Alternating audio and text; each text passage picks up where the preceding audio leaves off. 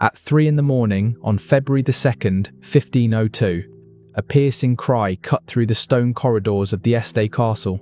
It was not a scream of fear nor of agony, but something far more unsettling. The guards lowered their eyes in silence, while diplomats and courtiers exchanged tense glances, each of them fully aware that what they were hearing was not ordinary passion, but the enactment of the most dangerous and secretive ritual of power in Renaissance Europe. On that freezing dawn, as Ferrara slumbered under a blood-red moon, an event unfolded in the ducal chambers that would alter the balance of Italian politics. Something so intimate and yet so strategic that official documents locked it away for nearly 5 centuries. When those papers surfaced, they revealed how a 22-year-old woman transformed her body into the most devastating weapon of diplomacy her world had ever seen. Picture a royal bedchamber where every sigh and every gasp is treated like currency, where a woman's flesh becomes a battlefield and the consummation of marriage is carried out not as romance, but as ritualized warfare, capable of toppling dynasties and cementing empires. What you are about to uncover is not just the truth of a scandalous wedding night. It is the revelation of a political protocol so secret and so sexually explicit that it remained buried in Europe's most confidential archives for centuries. This is how Lucrezia Borgia, daughter of a pope, twice widowed through political murders, shifted from pawn to predator. How one night of carefully observed intimacy became the cornerstone of a dynasty. A night spoken of in whispers, like 3 words carried by a royal chancellor, enough to explain why this woman, both feared and desired, shaped the destiny of Italy forever. Brace yourself. What took place before dawn will shatter everything you thought you knew about sex, power, and politics in the Renaissance. If your heart is already racing from this glimpse into history's forbidden chambers, just imagine what lies ahead. Give this video a like if you want us to keep unearthing the hidden protocols that reshaped empires, and in the comments, tell us the name of that queen, duchess, or courtesan whose darkest secrets you want exposed. The one mentioned most will star in our next investigation. Subscribe and ring the bell, because these truths are only revealed to those who dare join our secret brotherhood. The year was 1502, the height of Borgia influence. Rodrigo Borgia, Pope Alexander VI, had secured control of Italy through marriages that turned his children into weapons on the political chessboard. In this volatile climate, Lucrezia was more than just a noble bride. She was the embodiment of sexual diplomacy itself. Italy was splintered into rival powers, where every union between aristocrats functioned like a treaty. Every wedding bed a battlefield. The duchies of Ferrara, Milan, Naples, and the Papal States, held together by fragile alliances sealed between silk sheets. Marriage here was not about love, it was survival. For the Este family of Ferrara, the stakes were life and death. The ruling duke, Ercole, had staked the future of his dynasty on this alliance with the Borgias. His son and heir, Alfonso d'Este, would become the living instrument of that gamble. Negotiations concluded on December 30, 1501, with terms that revealed just how transactional this marriage truly was. Lucrezia's dowry was 100,000 gold ducats, enough to fund entire cities for a year. Yet the real price of this deal would be measured not in gold, but in flesh on the wedding night itself. Records from the period show that secret protocols existed to guarantee aristocratic unions. Consummation was never simply private. It demanded official witnesses and confirmation, because legitimacy of the entire dynasty depended on it. The first night of marriage became a quasi-public performance, where the outcome in bed decided the fate of nations. The chosen date, February 2, was no coincidence. It was the feast of the purification of the Virgin, a Catholic holy day. By aligning the wedding bed with sacred ritual, the Borgias and Estes fused the divine and the carnal, making this consummation not only a sexual act, but a ritual of dynastic sanctification. Lucrezia entered Ferrara carrying the weight of 2 disastrous marriages. At 22, her beauty, described by the poet Pietro Bembo as rare and luminous, was rivaled only by her blood-stained reputation. Her first husband, Giovanni Sforza, had fled after being accused of impotence. Her second, Alfonso of Aragon, strangled to death inside the Vatican, a victim of papal intrigue. This bride was no innocent. She was a survivor, armed with intelligence, sensuality, and a dangerous mastery of turning weakness into strength. Her new husband could not have been more different. Alfonso d'Este, 25 years old, was a soldier, an engineer, and a man who forged his own cannons with bare hands. Unlike the weak courtiers of other Italian courts, Alfonso radiated power without needing to prove it. He played music with elegance, designed artillery with precision, and embodied both the strength of a warrior and the refinement of a Renaissance prince. The collision of these two figures, Lucrezia, weaponized through seduction, and Alfonso, embodying raw and pragmatic power, set the stage for one of the most explosive unions of the age. The unexpected meeting at Bentivoglio on January 31 had already changed everything. In that private encounter, Lucrezia and Alfonso discovered a spark of real attraction, something no one had planned for, and something that would complicate the cold calculations of political strategy. What was supposed to be a ritualized performance was now laced with authentic passion, giving the coming night an intensity that neither church nor state could fully control. On February 2nd, Ferrara became a theatre. The triumphal procession that carried Lucrezia into the city was staged like an overture to the true performance that would follow behind locked doors. Citizens cheered as she passed, cloaked in a French gown lined with ermine, a necklace of diamonds and rubies catching the winter light. But as the people applauded, another performance was already being prepared in secret. In the palace corridors, spies and scribes positioned themselves to record the smallest detail of what was about to unfold. Among them was Isabella d'Este's own chancellor, placed there by the Duchess herself, a rival determined to turn the most intimate of knights into political intelligence. This was no coincidence. It was espionage, a deliberate act to gather proof that could later be weaponized in the cutthroat world of Italian power politics. The date itself added another layer of symbolism. On February 2nd, the feast of the purification of the Virgin Mary carried with it a paradox: sanctity and sexuality fused together, the sacred colliding with the profane. Nothing about this timing was accidental. Every gesture, every ritual had been planned to turn the consummation into a dynastic sacrament, binding not only two bodies, but two great houses. Inside the ducal apartments, the stage was set. Crimson velvet curtains enclosed the bed like theatre drapery. Silver candelabras flickered against Flemish tapestries depicting wars and alliances, a reminder of what was truly at stake. Here, in a room transformed into both sanctuary and stage, the most important political performance of the decade was about to be enacted. When Alfonso entered, both he and Lucrezia knew their roles.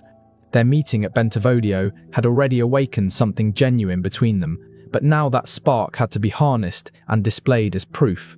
What would unfold was not merely a private act, it was a ritual rooted in centuries of aristocratic custom. For noble marriages in Europe, consummation was more than intimacy. It was a certificate of legitimacy, a binding act that proved heirs could be born, alliances secured, dynasties continued. But in Renaissance Italy, this proof required witnesses, silent, hidden, but present nonetheless. The royal bed became a courtroom, the act of love, a verdict that would decide the future of nations. Lucrezia, hardened by two disastrous marriages, understood this better than anyone. Giovanni Sforza's impotence had turned into public humiliation and annulment. Alfonso of Aragon's death by strangulation in Vatican chambers had shown her that weakness in the marriage bed meant weakness in politics, and weakness in politics could mean death. These lessons shaped her strategy. She would no longer be a pawn. She would survive, even dominate, by turning her body into a weapon. Alfonso, too, grasped the stakes. His virility was already known, but knowledge was not enough. It had to be proven, documented, witnessed. The Este family could not risk whispers of impotence or infertility. To ensure legitimacy, the ritual called for more than one consummation. Every act would be recorded as irrefutable evidence, a shield against annulments, scandals, or assassination plots. And so the night began. The first consummation carried a charge neither had expected: real passion mixed with political necessity, producing an energy that startled even them. For once, duty and desire were aligned. This union was not just staged, it was lived. The second consummation, recorded by Isabella d'Este's embedded chancellor, showed just how closely every moment was monitored. To outsiders, this might seem an invasion, but in the eyes of the court, it was duty. The bedchamber was simply an extension of the treaty room, and every sigh and cry was political testimony. The third and final act sealed the ritual. It was no longer just the bonding of two individuals, it was the creation of a living alliance, a new axis of power between the Borgia and Este families. The official records of that night provided the legal and political validation both houses needed. Alfonso's endurance and composure proved not only his virility, but his psychological steel. To perform under such pressure required the same discipline he showed as a military leader. Lucrezia, for her part, revealed the survivor's instincts that had kept her alive through betrayal and blood. Together, they had transformed a dangerous test into triumph. This night of passion witnessed, documented, and sanctified was not just about love, it was politics, it was power. Lucrezia's ability to transform weakness into power, turning her own body into a shield against political destruction, set a precedent that would echo across the Renaissance. The meticulous notes recorded by the official chancellor became more than gossip or scandal. They became a binding document, a certificate of dynastic legitimacy that could protect the Este Borgia union for decades. Within those pages lay a guarantee against annulment, against plots to undermine the marriage, against the excuses rival powers often used to launch military or diplomatic attacks. That night, on February 2nd, 1502, created a new paradigm. From then on, documented multiple consummation was not an oddity but the standard for validating political unions of the highest importance. The royal bedchamber was no longer simply a private space.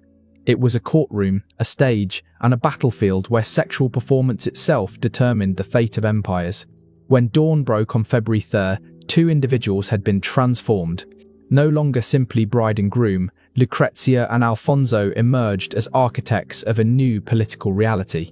Their successful execution of the dynastic ritual gave the alliance a foundation so strong it would ripple across Italy for decades, showing the world that sexuality, when harnessed strategically, could be the sharpest weapon in a ruler's arsenal. The reverberations spread far beyond Ferrara's castle walls. What had begun as an intimate ritual was now a political earthquake. Rivals who had prayed for the marriage to collapse were left powerless in the face of documented proof. They could no longer dismiss Lucrezia as a tainted pawn or Alfonso as a mere soldier. The record stood as irrefutable evidence. This union was both legitimate and unbreakable. Almost overnight, Lucrezia's position within the Este court transformed. No longer a tolerated outsider, she became essential. Her survival was now tied directly to the survival of the dynasty itself. Her death would bring chaos, so her presence guaranteed stability.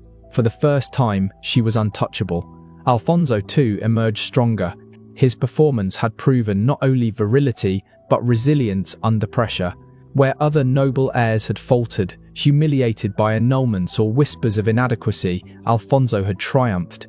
His reputation as the true successor of Ferrara was no longer a question, but a fact. But not everyone rejoiced. Isabella d'Este, who had always ruled court life as the unrivaled star, now faced a dangerous rival. Lucrezia's success had turned her from a target into a force. The rivalry between the two women, already tense from their first meeting at Malalbergo, now exploded into a silent war. Ferrara became a stage for psychological combat. Subtle gestures, whispered rumours, quiet contests for influence that would shape the court for years to come. The alliance also reshaped Italy's geopolitics. France, Spain, and rival duchies were forced to acknowledge the Este Borgia bond as a consolidated power bloc. Diplomatic calculations shifted. Treaties, trade routes, and military strategies had to be redrawn around the fact that the Borgias and Estes had successfully fused into one. Yet politics was not the only battlefield. On September 5, 1502, Lucrezia gave birth to a stillborn daughter after convulsions in labour. Rumours erupted immediately. Was the child conceived on the wedding night, or earlier, during her secret meetings with Alfonso before Ferrara? Chroniclers obsessed over the timeline, because paternity was not simply personal, it was political proof of legitimacy. Lucrezia nearly died herself, struck with childbed fever. Many women did not survive. Her recovery was viewed by contemporaries as proof of divine favour, evidence of her strength, and reassurance that she could still provide heirs. But the ordeal changed her. Confronting death in childbirth hardened her sense that survival in this world demanded more than beauty or obedience. It demanded strategy. This new clarity led her down another dangerous path. About a year later, she entered into a relationship with Francesco Gonzaga, Marquis of Mantua, and the husband of her bitter rival, Isabella d'Este. It was an affair born not only of passion, but of calculation. By choosing Isabella's own husband, Lucrezia struck at her rival's pride while securing another line of political protection. The relationship was carefully hidden, yet its impact was seismic. Letters between Lucrezia and Francesco, uncovered centuries later, reveal both authentic emotion and political cunning. She was not merely manipulating him. She found in Francesco a genuine connection, yet one that doubled as insurance against her enemies. Her ability to balance this affair while preserving her marriage to Alfonso showed the mastery she had developed over sexual diplomacy. She was no longer simply a survivor. She was a strategist, weaving webs of intimacy and loyalty that could shield her against any threat. For Isabella, the affair was devastating. To lose influence at court was one thing, but to lose her husband's attention to Lucrezia was an attack both personal and political. The rivalry that followed would haunt Ferrara's court for decades. For Isabella d'Este, the revelation that her husband had fallen into the arms of her fiercest rival was more than humiliation. It was a political catastrophe. Court whispers turned into daggers. The very woman she sought to diminish had struck back with a weapon Isabella herself had mastered: influence through desire. Lucrezia had not only avenged herself, but she had redefined the game, showing that intimacy could be weaponized as effectively as armies. Her affair with Francesco Gonzaga, sustained for years, became a new model of Renaissance sexual diplomacy. These were not fleeting romances, they were tactical extensions of politics. Aristocratic affairs became safety nets, diversifying one's network of protection just as kingdoms diversified their alliances. Other noble houses soon followed, weaving their own webs of lovers and confidants as shields against betrayal and exile. Meanwhile, the legitimate heirs, Lucrezia bore Alfonso, cemented her position beyond dispute. Each birth was living proof that the legitimation protocol of her wedding night had succeeded. With every child, she was no longer simply tolerated, she was indispensable. The Este dynasty's survival was tied directly to her body, her resilience, and her ability to deliver continuity. Her evolution was extraordinary. Once a pawn trapped in the brutal mechanics of dynastic marriage, Lucrezia had transformed into an architect of her own fate. She turned the vulnerabilities of her gender into tools of power, showing that strategy could coexist with survival. Where others were broken by circumstance, she mastered it. The wedding night of February 2nd and the archives it left behind remain one of the most detailed windows into how Renaissance marriage diplomacy truly worked. Strip away the fairy tale gowns and poetic vows, and what remains is raw calculation. Unions forged not for love, but for power, consummations staged and documented to prevent annulment, sexual protocols designed to anchor alliances in something irrefutable. The template pioneered by the Borgias and the Estes spread. Documentation plus consummation became the formula for unshakable alliances. Even after their deaths, their descendants inherited not just lands, but a methodology. A cold, precise system where the bedroom was as crucial to politics as the battlefield. Lucrezia's transformation from pawn to power broker stands as one of the most striking examples in European history of a woman seizing agency in a world designed to crush her. She proved that intelligence, courage, and strategic intimacy could bend the rules of a system thought immovable. And yet, her story is only one shard of a hidden mosaic. The archives of Europe hold countless similar secrets, protocols buried because they reveal truths too scandalous for the official record. Queens, duchesses, and courtesans wielded sexuality as a weapon every bit as decisive as diplomacy or war. Did you know Catherine de' Medici perfected a system of seduction that let her control 3 French kings? The Anne Boleyn's mastery of erotic politics shattered England's Catholic unity and birthed a new religion. That Isabella of Castile ensured Spain's unification by orchestrating a consummation so thoroughly witnessed it required 5 official chancellors. These women were never passive. They were lethal players in a dangerous game, rewriting rules from inside gilded cages. If this glimpse into Lucrezia's world has unsettled you, if it's shown you that history's most forbidden truths are far more fascinating than the sanitized myths, then you've only scratched the surface.